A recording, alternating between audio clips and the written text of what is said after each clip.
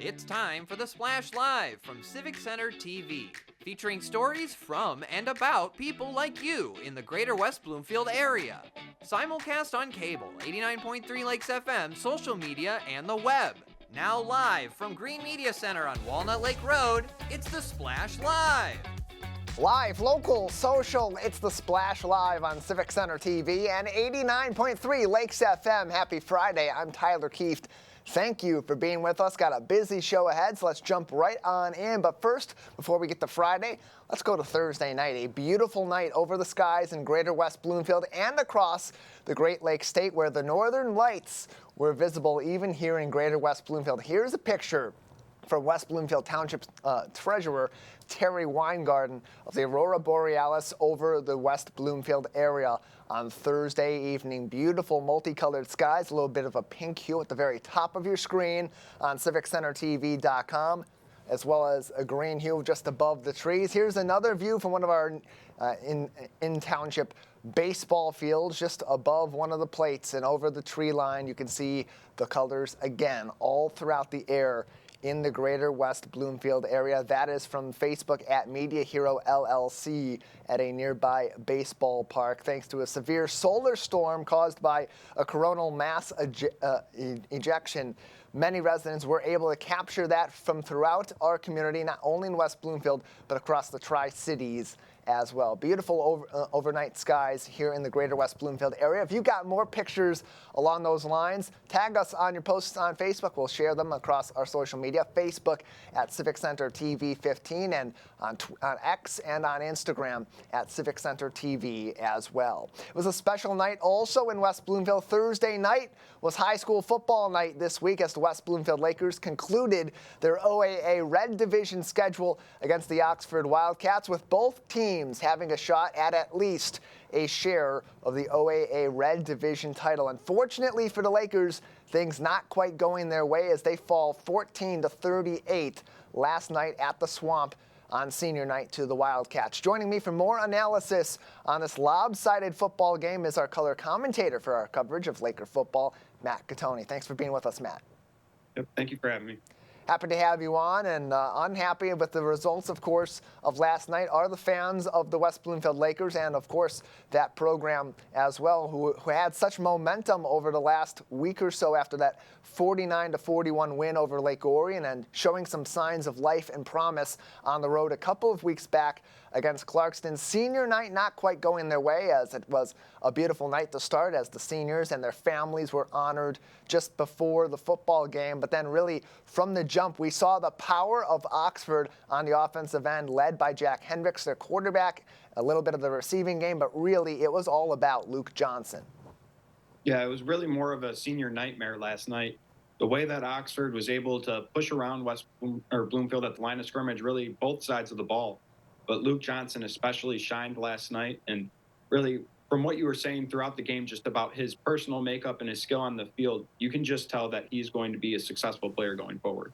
Yeah, he's a fantastic player who had 3 touchdowns in that game last night against West Bloomfield, 2 in the first half and 1 late in the game later on to really seal the deal for the Oxford Wildcats. And, you know, it was an interesting game because it started off seeming like Oxford really had the pulse on the Laker defensive front in the running game and were able to execute their game plan, march up the field, get a quick score. But then West Bloomfield came back and answered.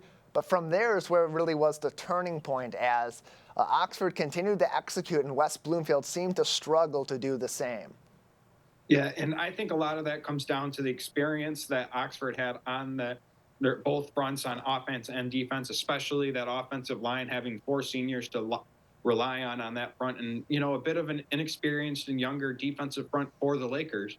So I feel like, you know, kind of similar to what we saw in that Birmingham Groves game where the Lakers just kind of got overpowered up front because they were playing one of the best offensive lines that arguably we will see all season and in the state.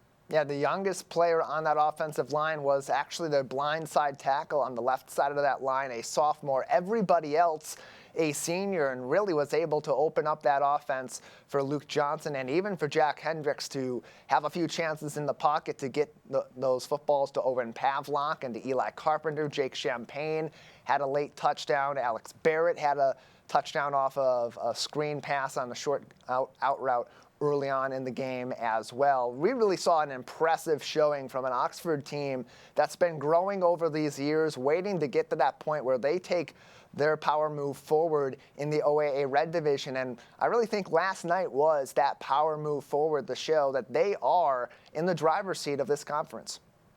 Yeah, and really it was a huge win for them to clinch a title for the OAA Red, and really not just clinch that, but also, kind of shove it in West Bloomfield's face a little bit, as much as I hate to say it.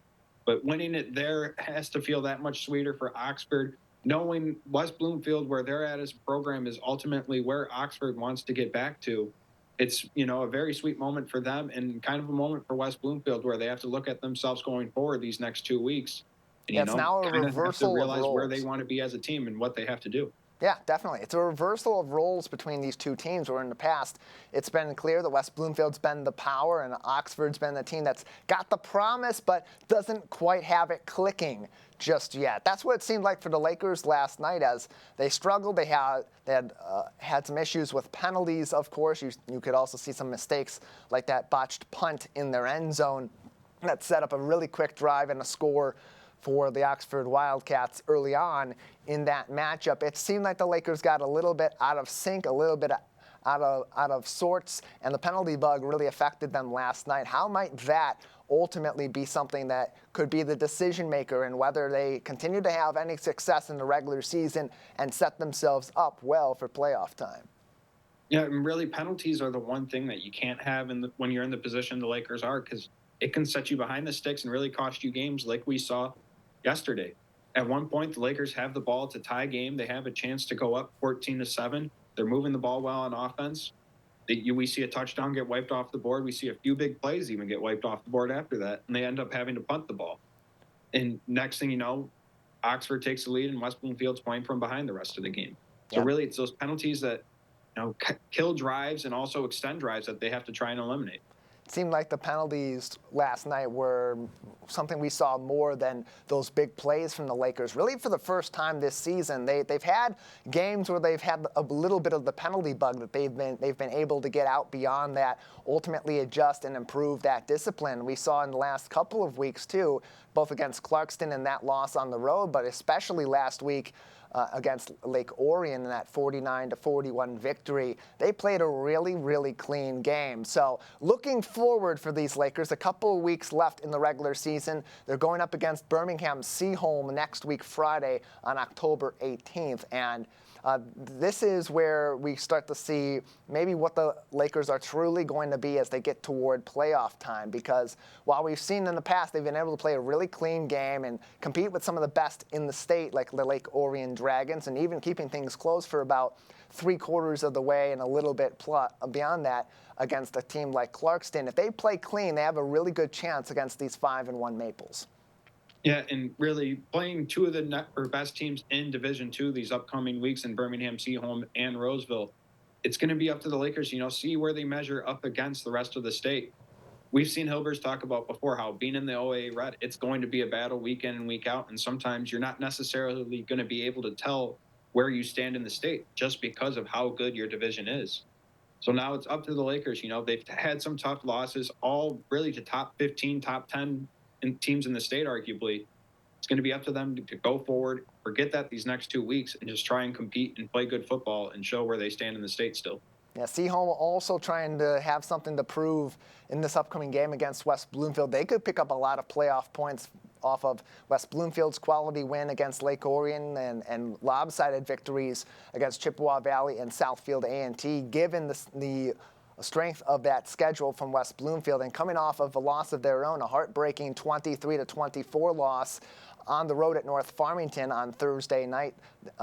Same night as West Bloomfield played, makes them now 6-1 and ruins their undefeated season as they go in to their senior night next week in Birmingham. And for West Bloomfield, they got 2 weeks left against two very good teams, the 6-1 Birmingham Groves Maples coming up next week in Birmingham. Then they'll finish the season off 2 weeks from now on the road at Roseville, a team that's coming into their game this evening 4-2, going up against L'Anse Creuse out of Harrison Township, another game that could have big implications. So the Lakers have a ton to play for over the next couple of weeks that could set them up still for really good playoff positioning. But more than anything else, Matt, this is about momentum. This is about understanding what needs to be done to win critical games against really good teams, because this is the time of the year where those mistakes like you saw on Thursday against the Oxford Wildcats, they don't just end the game, they could end your season.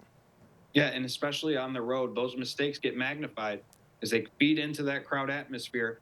And especially at a place like Roseville, that's been a good football atmosphere the past several years, new stadium. It's going to be interesting to see how, if they have a few mistakes, if they bury their head in the sand, or if they come back and, like we've seen them against Lake Orion, just come out firing and forget about those mistakes.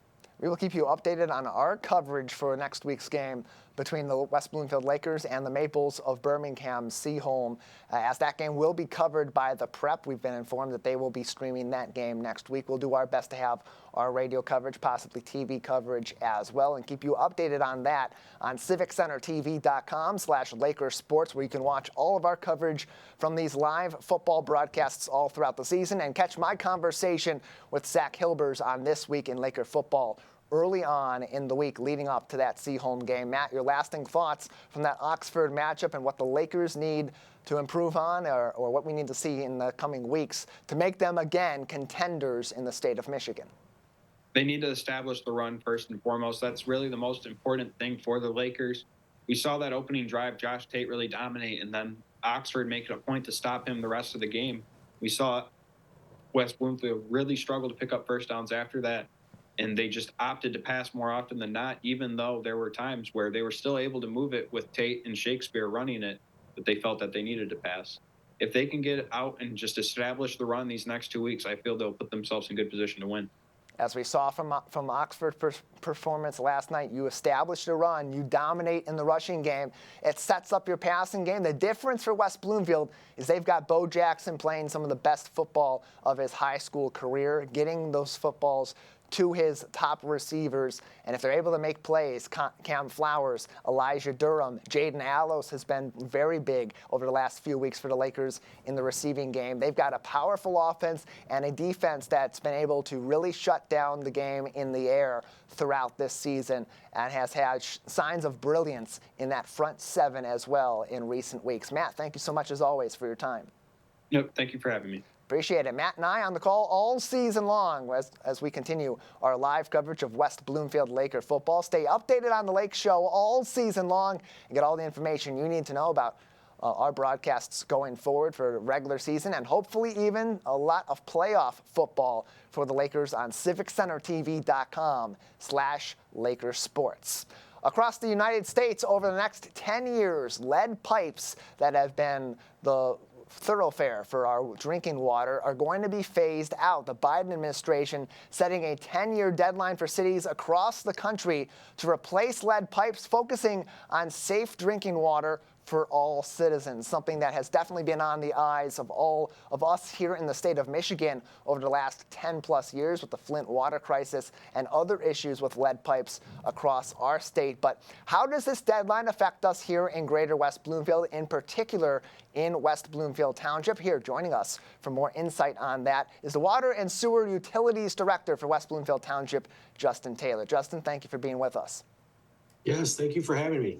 Glad to have you on as we talk about this deadline that's been set by the Biden administration, a 10-year deadline on its way for cities to replace lead pipes that are, of course, transporting drinking water for our local citizens. And we don't really think about that in a place like West Bloomfield, where we haven't necessarily seen these lead pipe issues arise in the news over the recent years, but that doesn't mean that it's not still something that's critical to be replaced. So I guess the initial question everyone would have is, does West Bloomfield still have lead pipes in its water systems?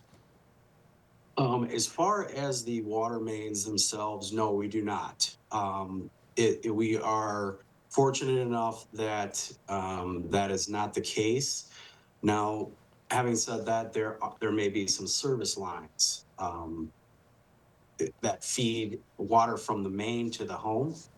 And there could be lead portions of that or galvanized portions of that, which that is what we're going after now and removing to get those out of the system. So then over the years, as you make those improvements, you make those replacements, both here in West Bloomfield and as you partner with, I would assume, the Great Lakes Water Authority, the Oakland County Water Resources Commission, and of course, neighboring communities, what do those repairs look like logistically, and how might that affect our water systems in the coming years? Yeah. So next Wednesday, a big day in water, next Wednesday, October 16th, we have what is called our CDSMI, our Complete Distribution System Material Inventory, which is due. So that is, we've gone through and determined based off the records from when service lines were installed, or whether we had to go out and do some investigative digging on older homes to see what was the material used on those service lines. So as we've gone through that inventory, which will again be released next week and for the public, we have found that of all the service lines in West Bloomfield, close to 18,000 of those, we have 2.6%, which are material of unknown. So those are where we're currently in a meter changeout program as well. So as we go into these homes and these businesses to change out the meter, we can then see the service line that's coming in through the basement or in through the crawl or wherever it happens to enter the structure, and see what is that made of. And if it's galvanized, those need to go as well, because lead particles can hook to that, or if it's lead. Most of West Bloomfield is either copper or plastic pipe for service line material. And that's very familiar in our neighboring communities throughout the greater West Bloomfield area and in surrounding areas here in the lakes in Oakland County that all have these interconnected systems that impact one another. So lead in the system somewhere, or lead pipes in the system somewhere along the line outside of our community may affect our community, and vice versa. All the reason why this is a new policy that's been put in place by our current presidential administration with a 10-year deadline set. And what's also important in this is helping to remove this lead from the systems, both the actual pipes delivering that water to homes themselves, which typically impacts low-income communities. But as those communities see those massive improvements through those direct pipes being replaced, having those pipes on the outskirts as that water travels throughout our communities of varying incomes in Oakland County, also going to have a major impact on public health going forward. Yes, so absolutely. So, there's transmission mains all over the region that West Bloomfield does sit kind of on the farther outskirts of GLWA customers, distance-wise. So as the water has to make its way from the surface water, basically our water comes from the Port Huron plant. So where we're drawing it in there, there is orthophosphate added at that point, which is a food grade additive. And what that does is it allows it creates a barrier between the water and the pipe. And that doesn't, so with that barrier in there, it runs through the system, and it creates a coating on the inside of the service lines and the mains. And that's called corrosion control. But yeah, so you're absolutely right though. Where you've seen old industry, that's where a lot of this, the Detroits, the Flints, older cities where there was an industry is where there are a lot more, at one point there's a lot more prevalent use of that material. But So as that is being removed, that will improve everything right on down the line. Yeah, and other parts of the system, as we've said, will affect those both in our community and in widespread areas, and hopefully lead to cleaner water and higher quality water for everyone across Metro Detroit and around the U.S. Again, Justin Taylor is with us, Water and Sewer Utilities Director for West Bloomfield Township, as the Biden administration has set a 10-year guideline to replace lead pipes in our water systems all across the United States. Now, that's going to be a large undertaking for many cities, as you said, in West Bloomfield, in this township, and in our surrounding areas. It's more of those little fixes in between where lead piping may be in the system indirectly, that ultimately leads to those direct systems that go into our homes. So with this mandate being in place, often what happens is there are grants or other opportunities for some financial assistance for these communities that may help to offset some of those costs in replacing these pipes that otherwise may not have been on the outs of these systems otherwise. What funding opportunities through grants or other avenues may be available to help townships like West Bloomfield or our nearby Tri-Cities make these changes over the next 10 years? Yeah, there are a lot of grants out there. It's easier to get those in a smaller, underserved or disadvantaged community, which fortunately West Bloomfield is not. But in those lower income areas, there's a lot of funding available to help this offset, because we want to get lead down to zero. So, but there are service line replacement grants through drinking water, state revolving funds, and different nonprofit programs out there for assistance with this large endeavor. So as this endeavor is undertaken by West Bloomfield Township, how will your department and the township government at large maintain the transparency and the information to the community so that they can stay out ahead of this and be aware of how these changes may affect their water directly for a short period of time, an extended period of time, or otherwise? Mm-hmm. Yeah, thank you. Yeah, we want to be completely transparent on this. From when we enter the home to do the meter, and when we can actually do it's called a scratch test on that service material coming in. So we're going to have a lot of, we've got some literature pamphlets, a couple of those, one which was put out by EPA, another by GLWA, where we get our water. And these informational sheets, we're going to have some at the town hall location, as well as our shop here on Haggerty. So we've got those. We'd love to get those out to folks if they'd be interested in that. That material also will be up on the township's website under the Water and Sewer Department.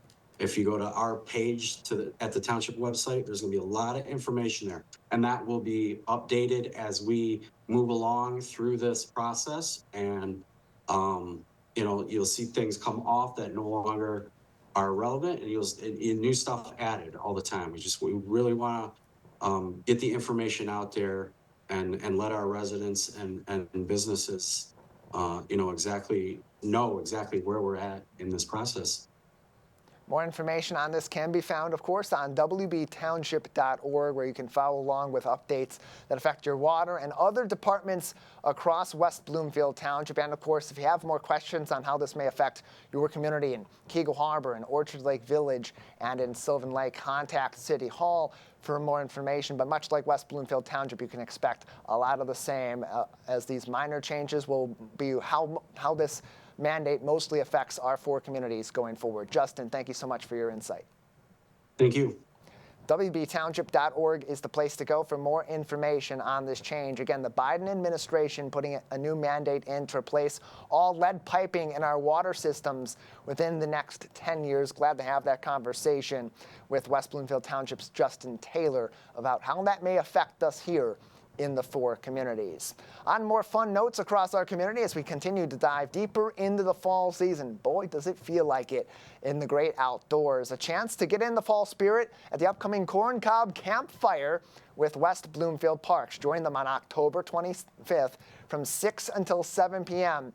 at the Recreation Activity Center and roast corn on the cob over an open fire. Fix up your corn cob with traditional salt and pepper and some elite toppings as well, all that will be available. More information on this and registration is open, so you can get into this event right now. Guarantee your spot, wbparks.org, or follow them for more information on fun events on Facebook at WB Parks as well. Music is, of course, part of the WB Parks experience in the summer, but as we get a little bit cooler outside and head indoors, that music going to continue with our friends right next door to Parks over at the West Bloomfield Township Public Library. Music at Maine coming back, and it all begins this weekend, Sunday, October 13th, from 2 to 3 p.m. of performance from Mustard's Retreat, a local band that's performed more than 6,000 shows, from pig roasts to pool parties to the Lincoln Center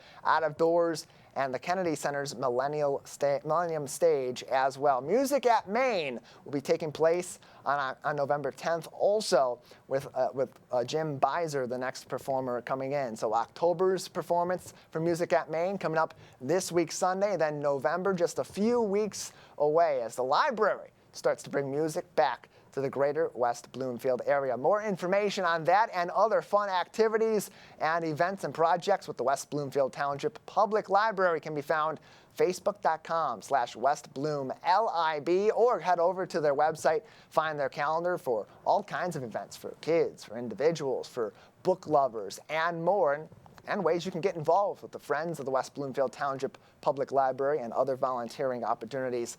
WBLIB.org. Spooky season has hit the Tri-Cities. We go from earlier on West Bloomfield Parks now over to the heart of the lakes, where Keego Harbor will be experiencing Keego Harbor in a couple of weeks. Boo, the key word in that as we get into spooky season. October 26th from noon to 2 p.m. at Rose Sorter Park, just behind City Hall. The spookiest gazebo in the 4 communities will be the host of a Halloween spectacular in the city of Keego Harbor. Enjoy pumpkin decorating, trick-or-treating, and a mini haunted tunnel as well. Cider, donuts, spooky treats also available, plus live music and by local bands, including Ultraviolets, performing at this event as well. It is free, it is fun, it'll be frightening, and it's for the entire community, all from our friends at Keego Harbor Parks and Rec. Keep up to date with them on this and other fun all throughout the fall on Facebook at KH Parks. And hey, get involved yourself as well. Always many ways to get involved in the heart of the lakes on KeegoHarbor.org. They're going to have a really fun time out there. They had some great block parties over the summer. I can only imagine what Keego Harbor is going to be like during this Halloween fun that's coming up in just a couple of weeks as we head toward October 31st. If there's anything I know about Keego Harbor, is when they come together to celebrate a holiday, they do it in style. They have a lot of fun. I can't wait to see the costumes at that party. Now, if you're considering maybe a career change, you want to serve your community, maybe perhaps consider a career in law enforcement. Now is your chance to join a well-respected department, as the West Bloomfield Police are seeking applications for the position of police officer and hoping to find someone committed to serving and protecting the community. The township offers competitive salaries starting at a really nice $63,596 for academy-sponsored recruits, and a generous benefits package that includes pension, comprehensive health care, as well as paid time off. All great things that you're going to want in a new job. To be considered to be one of our finest in blue here in the greater West Bloomfield area, you must be a U.S. citizen, at least 21 years old, have an associate's degree, and of course you'll need to pass the MCOLS pre-employment written and physical agility exams as well. Here's the thing, you're running out of time to apply, or if you have friends that are in law enforcement looking for a new position, or just out of the academy looking for a great first or second job here in law enforcement in the local area, applications may be submitted now through Thursday, October 24th. So just a couple of more weeks to get those applications in at wbtownship.org/jobs. Don't miss the opportunity. This is one of the premier police departments in the local area, and tends to be that when we get a new officer that comes into West Bloomfield Township, they stay there for a very long time. That tells you something about that job opportunity. If you're looking to get into law enforcement, wbtownship.org Join our finest here in West Bloomfield, in the West Bloomfield Township Police Department. We'll take a break on the Splash Live. Plenty more to get to on this busy Friday in Greater West Bloomfield. Live, local, social. It's the Splash Live on Civic Center TV and 89.3 Lakes FM. We'll be right back with the Splash Live.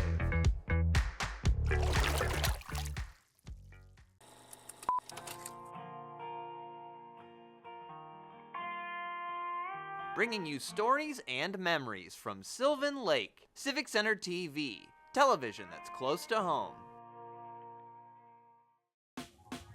Last week, Brandon met a girl on a dating app. One day after work, he finally found the courage to ask her out. No answer. He started to panic. Was he being too pushy? Maybe it was too... Hey, sorry I didn't respond. I was driving. I would love to go on a date. How does tonight sound? Brandon tried to play it cool, but inside he knew. A girl so smart, so responsible. She must be a keeper. Hi, I'm Laura Nazuri, the Park Naturalist Supervisor for West Bloomfield Parks. Congratulations to you, Civic Center TV, for hitting 1 million views on YouTube. We really appreciate your partnership in spreading nature education in a creative way in our community. I'm Laura Nazuri, proud to be 1 in a million. This is Civic Center TV and 89.3 Lakes FM. On cable and the radio. On the web too, and on social media. Civic Center TV, television that's close to home.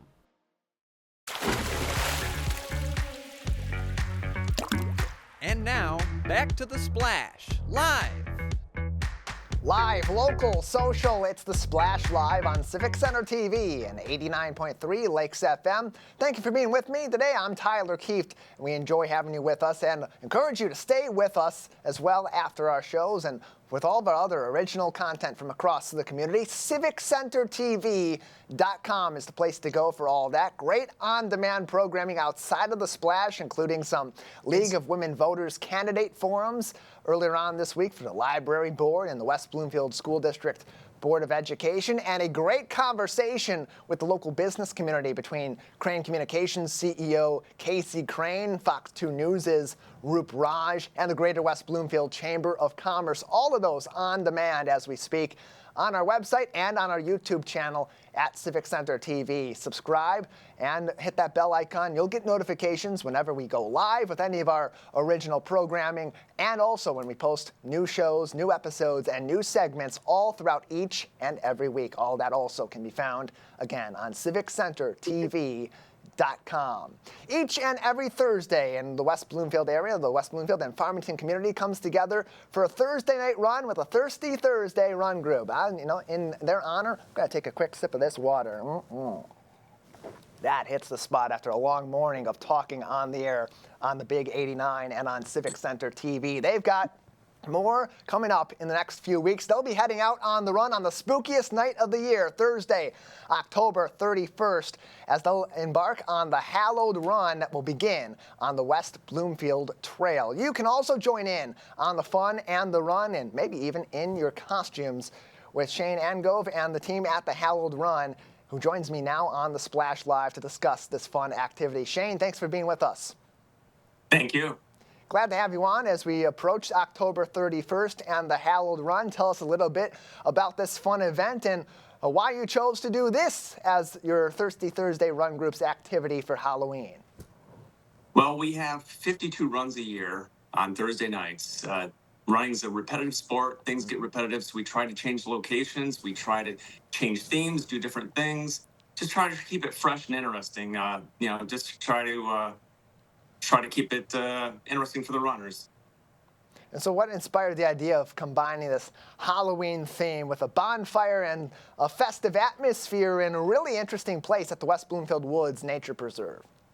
Well, it's not really a bonfire, but it's somebody with a propane tank and a little grill in the parking lot that'll be heating food, cooking food and heating food. So not really a bonfire. I wish we could do that, but yeah, probably not the right spot for it. So yeah, just we'll have heat and heat to heat the runners, and also to cook a little food and keep for the post-run activity, post-run. Hey, look, it's Halloween. It's a little cooking apparatus and heater dressing up as a bonfire on that Thursday night. That's its costume for Halloween. So how do you see the community coming together for events like this, and what impact do you think a gathering like this can have for our local running community, and maybe even getting people to join in on those 51 other runs you're going to have over the next year? Yeah, so, yeah, we I'm sorry, I lost the question. It's okay. I'll repeat. When we have something like this that brings the community together and maybe even garners interest in running, how can something like this inspire people to join your group and maybe get interested in running those other 51 weeks of the year with your team as well? I think a lot of people are intimidated by coming to runs. They think everybody's going to be elite runner or a high-end runner, and a lot of us are runners. Some of us are walkers. Some of us are run walkers. So coming to the first run is the hardest thing to do, to get people to do, is to come to initial run. Once they come, they see the camaraderie. They see it's not super hard training. It's not all about speed. It's just more about social, getting out, getting the heart rate up, getting a little social, talking to people, and getting a workout in. It's not, and once they come out to our initial event, a lot of people continue coming, but it's the first time. We get a lot of people that join the group but never come out. I think it's just an intimidation factor and not knowing what it's about. But if we can get people out on events like this, I think people see that it's not an intimidating group. People run with their dogs, people run with baby strollers, people run walks, some people just walk, some people have injuries. So once you come, a lot of people will see it's not intimidating at all. Now, way back in the day, I once ran cross country, and this was the time of the year that I always enjoyed running the most, because it's a little bit cooler. You get that nice little breeze, and you get the ambiance too. And really, with this event being on Halloween night at 6:30 is when abouts the run is going to begin. It's not only a great run and a great social opportunity, but the experience itself, I'd imagine, is going to be really cool for runners in our local area that attend this in West Bloomfield. Yeah, cool, figuratively and literally. It's been cooling off. So after the run, we socialize, we stretch a little bit, and temperature's been dropping off. So people are starting to, bring extra layers. And we socialize for about an hour and a half after the run. People bring whatever they want to eat or drink, and sometimes we'll have food for the group. But yeah, it does cool off a little bit after, but it is awfully nice running weather, like you said, from your running experience. Yeah, it's nice right now. And it all begins at the West Bloomfield Woods Nature Preserve, the Arrowhead Trailhead, and it runs through that nature preserve during that experience of a later run in the day on Halloween. What role does nature play into improving your love of running? It's not for everybody. It's not something that everyone thinks of, hey, I'm going to go for a run and it's going to be a fun time. So how can doing that in nature improve the experience and maybe get people more into that physical activity?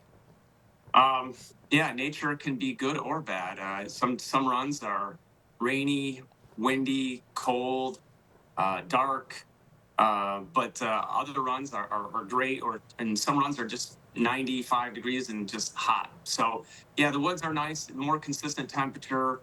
It knocks down the wind, scenic. A lot of the trails are in there, really nice. People don't realize how nice the trails are. That the West Bloomfield Trail, which is the rail of the trail, and then the trails that are sub-trails off the side, like the West Bloomfield Woods Nature Preserve and Orchard Lake Nature Sanctuary. A lot of people don't know about these spots. And yeah, so we do a lot of our miles on the West Bloomfield Trail, but it gets boring after doing it so much. So it's nice to spice it up with little side trails. And yeah, the trails are great. And plus they add a little bit of hills to the workout. So you're not just running on a flat rail to trail. But yeah, so nature helps. It keeps it interesting and keeps it more kind of a consistent temperature and lighting. Shane Angovis with us from the Hallowed Run, which will be happening Thursday, October 31st, hosted by the Thirsty Thursday Run Group between West Bloomfield and the Farmington area. And that will begin the run at 6:30, but at 6:15 at the Arrowhead Trailhead, that's where all the fun will begin with a little pre-meetup and all that. So if people want to get involved, they want to join in, how can they get involved with this event on the 31st? you can either just come just from the information you just gave, or join us on Facebook, Thirsty Thursdays, West Bloomfield on Facebook. That's probably the best way. But you can just come, and if you like it, sign up or just join our Facebook group, because we always post the new locations every week. It changes. Sometimes we run, but we probably try to keep a radius of about 6 mile radius from the West Bloomfield Township Civic Center, probably like a 5 or 6 mile radius. So sometimes we'll run from the Farmington Hills Community Center called the Hawk on 12 Mile and Orchard Lake-ish. And other times we'll run Commerce, Walled Lake. Yes, we'll run the area, just whatever it takes to find good, newer running courses. And a great way to get involved in the group is to join them on a fun night with an interesting run and a themed run on October 31st. Again, the run begins 6:30 at the West Bloomfield Woods Nature Preserve at the Arrowhead Trailhead in West Bloomfield. Get over there about 6:15 for some of the pre-run fun. Meet the good people of the Thirsty Thursday run group, and then have that fun on Halloween night with some good people from throughout our local area. Shane, any final thoughts before we let you go today? No, just don't be intimidated. Come out and join us. It's very social. No matter what your speed, like I said before, you could walk it, run it, run it. Bring your kids, bring your dog, whatever. It's just a great group of people, young and old, different abilities, different levels of injuries. We have people that are training for Boston, Ironman and all that. But don't be intimidating. Other people just love to come and walk, and that's it. They walk once or twice a week, and they come. So you got all different abilities. Just come out and have fun and socialize. Yeah, great experience. Get to try something new, maybe in a different location than you normally venture out to in our community, and enjoy some fun on Halloween night. Shane, thank you so much for your time today. Thank you. Appreciate it, guys. Again, the Hallowed Run is coming up on Thursday, October 31st. The run is at 6:30. The meet and greet and a little bit of stretching beforehand begins at 6:15. You can park at the Arrowhead Trailhead in West Bloomfield Township and join them on that run at night, and then some fun before and afterwards as well. Absolutely free to participate, and otherwise, if you want to join in on that run group, it is called the Thirsty Thursday Run Group. It is a private group on Facebook. You can go ahead and join them for runs in West Bloomfield and in the Farmington area each and every Thursday all throughout the year. Really good group that's been forming and trying to bring the community together through running and some fun as we approach the Halloween holiday. Look, I'm hoping to see out there on that trail pictures of a lot of people running in their costumes and making the West Bloomfield Trail that much more of an entertaining place that we already know so many people love to go in our community each and every day. We want to also keep you up to date with everything happening in the greater West Bloomfield area. You can always stay up to date with us on our social media on Civic Center TV 15 on Facebook.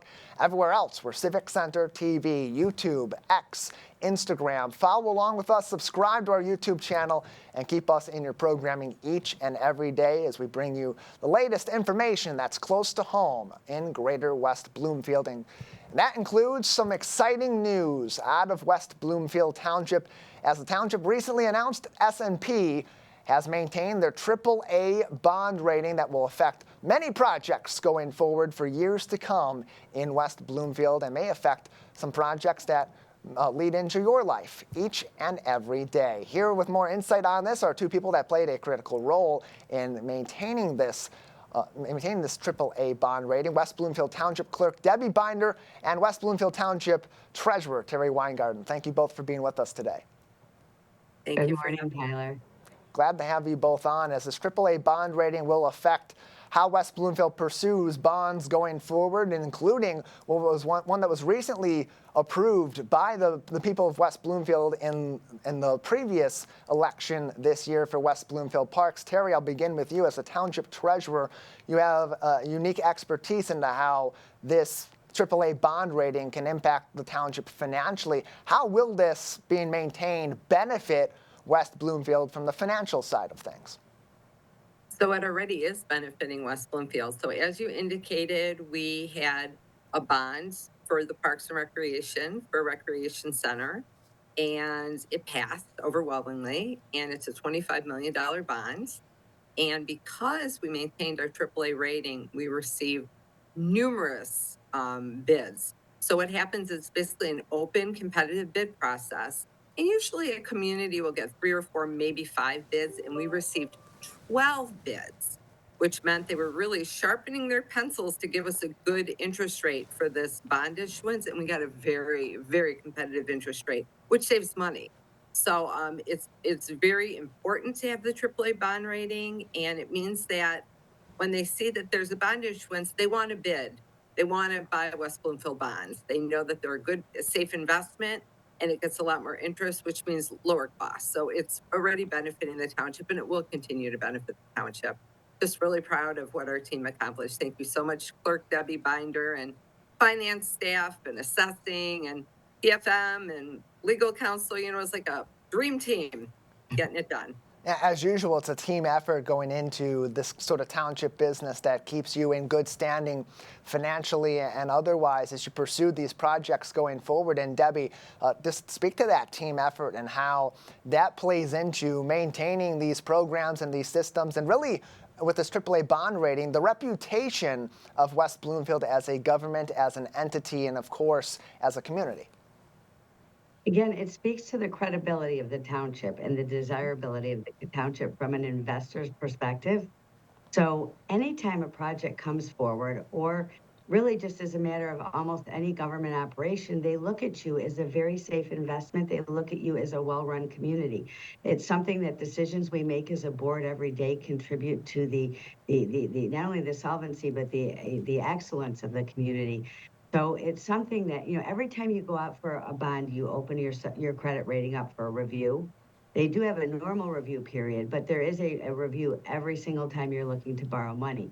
So you always have to, you know, put your best foot forward and point out the attributes of your community that make you unique, and kind of do a PR presentation, but you also have to have the numbers that support that. It's not all PR, because S&P is looking at your performance and your numbers, your fund balance, a lot of different things to make that decision. And I believe there are only 12 municipalities in Michigan that have this credit rating. It, you know, to achieve that with Standard & Poor's Global is huge. And like Terry had mentioned, it is a team effort. And you had asked, it is a team effort. We require the information from assessing. We require the support of our professional support services. We have a bond council, and we have a bond coordination team. And they guide you through that process as you're getting evaluated. So the outcome, obviously, as Terry had mentioned, has been outstanding. To have 12 people bidding on us and finding us an important, you know, investment and a reliable investment led to us being able to get those favorable terms in a market where you know, terms are not always as favorable. So it was really exciting. And if you recall, a few years ago when we elevated to that AAA rating from a AA plus, we were ecstatic, because we knew the level of I can't think of the word I'm looking for. Terry, do you have a word for me? But the level of, you know, of credibility that it did give to the township. Again, it's not something you get lightly. That you go through a very exhaustive process to have that credit review, and at the end of it, you have a couple of days waiting for that report to come in, and we were ecstatic when it came through that it was affirmed that we were still a AAA community. And Terry, from the outside looking in, we don't understand what sort of work goes into going for a AAA bond rating, getting that AAA bond rating, and then maintaining it. As Debbie said, it's an exhaustive process to make that happen. Can you give us some insight on what has to be undertaken by our local governments to even pursue that sort of a bond rating? Sure. Well, first of all, prudence, financial stability, being fiduciaries on a consistent basis, good staff, showing that people want to work here and that people in the community want to live here. Just some of the data, some of our census data, and just sharing with them a lot of our financial information. So basically, the township has been very, very fiscally responsible. You know, we've been good in down years and when the economy's been really well, and we've always planned ahead. We've always budgeted conservatively and made sure that we have the money if we have some bumps in the road. And they look at that. They look at like your overtime consistent policies that are making you fiscally strong on a consistent basis. So it was a lot of work to prepare for it because you have to pull all sorts of data. And as I mentioned, our budget and finance and assessing staff provided a lot of the detailed reports we have. But just, the consistent good decisions of the board and the pension board to make us a strong community is really what's important, because they do look at your long-term track record, really, to make sure that this isn't like a community that saves their money, spends it all, saves their money, spends it all. And then when there's a downturn, they're not prepared. And that is not West Bloomfield. We're always prepared. And Debbie, lastly, as we go to you, we're running a little bit short on time, so I want to wrap up by asking, you're seeing the results immediately with the West Bloomfield Parks bond, and maybe that's something similar to what you saw with the upgrade from AA+ to AAA, but were you surprised to see those results so emphatically in favor of the township, as they didn't upgrade this time to AAA, but maintained that bond rating in this current evaluation? Once we knew we maintained it, I think we knew that we were in good shape because, again, we joined a group of 12 people in the entire, maybe it's 13 now, in the entire state. So once you've reached that AAA rating, you are looked favorably upon by the investors. So I don't know that we were surprised by the response based on maintaining that. The concern was making sure that we did maintain that. One of the things that does help us is, as a more residential community, our tax base is a little more stable than perhaps someplace where businesses are coming and going. And that, definitely does help. And one of the things I would add, Terry got into the long range, is we do a lot of long range planning, and that's something they look at too. And an example would be our fire department plans out what the life cycle of vehicles and when we're going to need, so we need to replace them, so that there's a plan in place. And when they see that kind of planning, again, it reflects favorably upon the township and gives them more confidence to give us that great rating, and that rating gives the investors more confidence. So I think as long as we maintain that AAA, we're going to see the response to any kind of borrowing we need to do and the debt we need to take on. So it is obviously we are taking on more debt, but it is a point of pride that investors look at us as such a safe bet to invest in. Maybe not a story that jumps off the page when you look at the headline, but does have a big impact on your community for residents of West Bloomfield. Debbie, Terry, thank you so much for your time today, and congratulations. Thank you, Tyler, very much.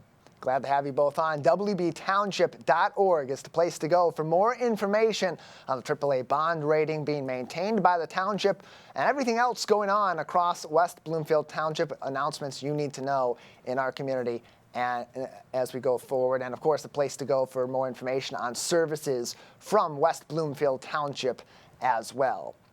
As we are in October, October has a number of different health-related monikers that go along with it. Fire Prevention Month, Flu Shot Month, and Sudden Cardiac Arrest Awareness Month. It's the thing that everybody fears, the ticking time bomb in your health that could suddenly thrust you into a medical emergency or possibly even take your life. That is why we are recognizing Sudden Cardiac Arrest Awareness Month in our local health community. And joining us for more insight on sudden cardiac arrest is a senior staff cardiologist at Henry Ford West Bloomfield Hospital Clinics, Dr. Vedahi Patel, with us on Splash Live. Thank you for being with us, Dr. Patel. Hi, thank you for having me. Good morning. Glad to have you on to talk about this. It is an issue that is very serious and that people need to be aware of for their own health and safety and for that of their loved ones and others in their community. And I guess the best place to start is defining sudden cardiac arrest, which is often maybe misconstrued on the basic level from novice's standpoint with heart attack. How are they similar and how do they differ? Yeah, absolutely. So I think the key to kind of differentiating the two is what a heart attack is it's when you have a sudden blockage in one of the blood vessels that supply blood to the heart. And oftentimes people will describe having symptoms of chest pain or shortness of breath. What cardiac arrest really is it's kind of the sudden stopping of the heart electrical activity. The heart stops pumping blood entirely, and so all the organs are no longer getting that critical blood they need to survive and function properly. And often you'll see patients and people just suddenly collapsing. And so heart attacks can lead to sudden cardiac arrest, and they often are the most common cause of cardiac arrest, but cardiac arrest can happen for a lot of other reasons as well, genetic conditions, sometimes trauma, injury, many other causes for that as well. And when people think about these cardiac issues, they often think about our aging populations or others with some of those common risk factors, maybe like obesity or those who have been smoking for a long time and may have those underlying issues, but who really is at risk for sudden cardiac arrest? Yeah, really, anyone can be at risk. Typically, yes, if you have risk factors for heart disease in general, that places you at a higher risk for sudden cardiac arrest because it increases your likelihood of having cardiovascular disease. So certainly being older, smoking, high blood pressure, having underlying coronary disease. But that doesn't mean that if you don't have those, that you are protected from not having sudden cardiac arrest. We can see it in our younger patients as well.